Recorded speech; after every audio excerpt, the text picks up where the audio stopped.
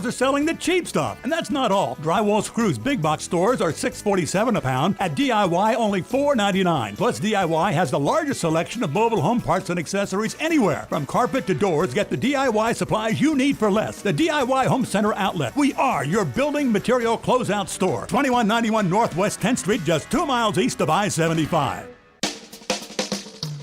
Now you've done it. Have you lost your mind? He's back. And you're listening again. A legend in his own mind. Don't believe me? Just ask him. Here's Tom Schmitz live on WOCA. The Source. Welcome back to Ocala Talks on a Thursday. Galen Unoff from Life South joins us as he does every day. Thanks to the folks at Palm Garden Health and Rehabilitation Center. They're located at 2700 Southwest 34th Street.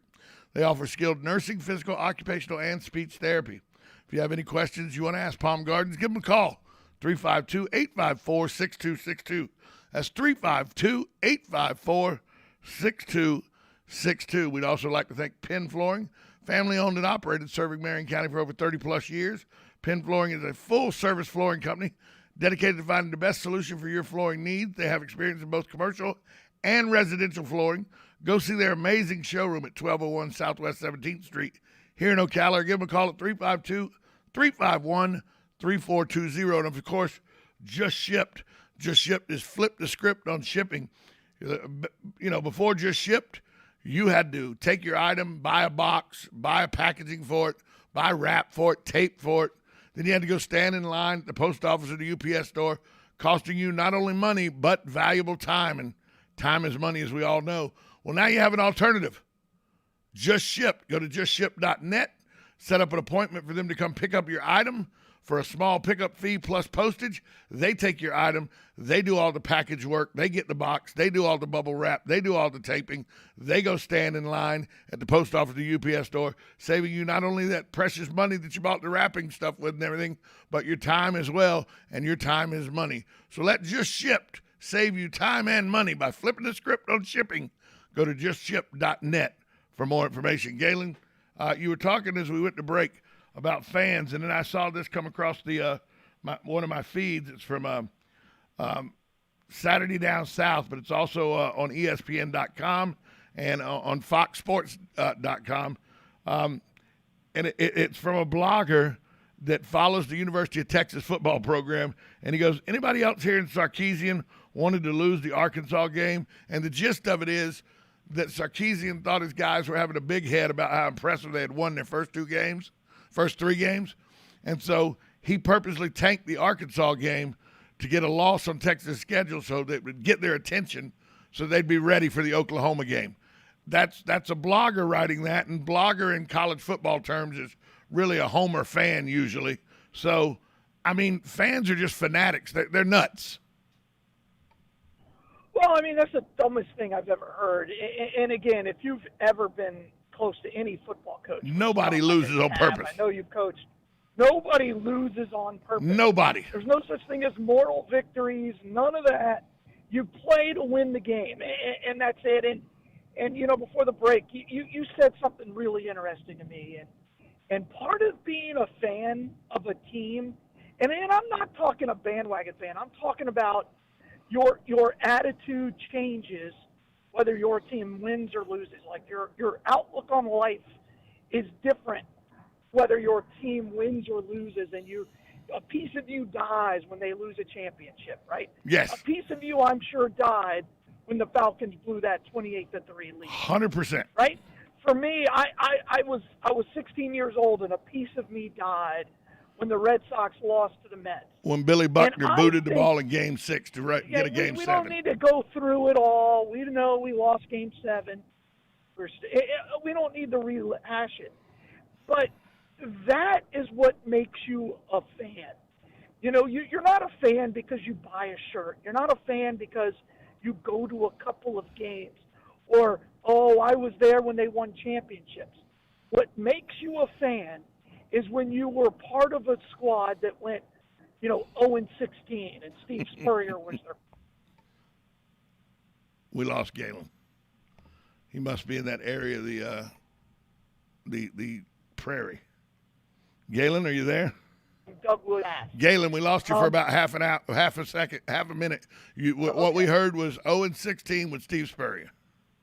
Yeah, and the Bucks were on the cover of every blooper VHS tape ever made for the NFL. They went 0-26 to open up.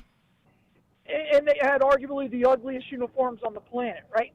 That's what makes you a fan. You're not a fan because of the titles that are won. You're a fan because of the games that are lost.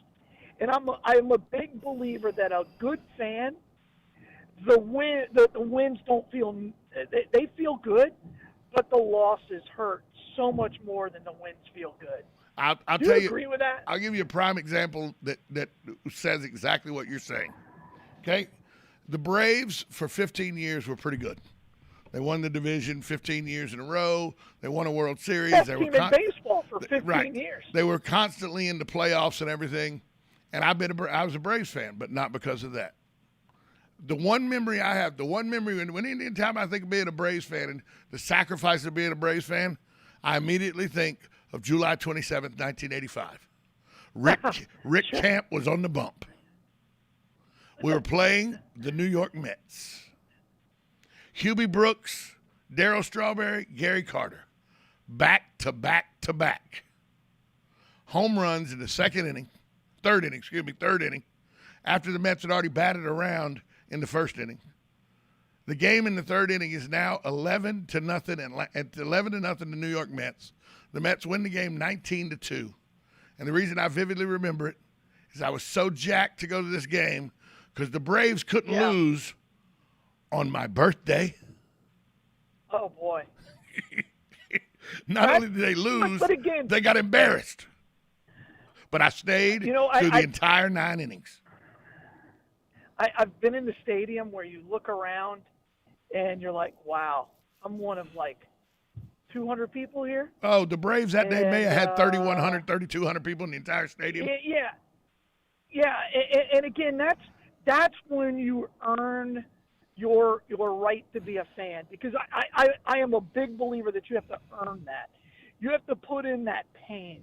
And so there are a lot, I see more and more like stickers on people's cars of the Rays.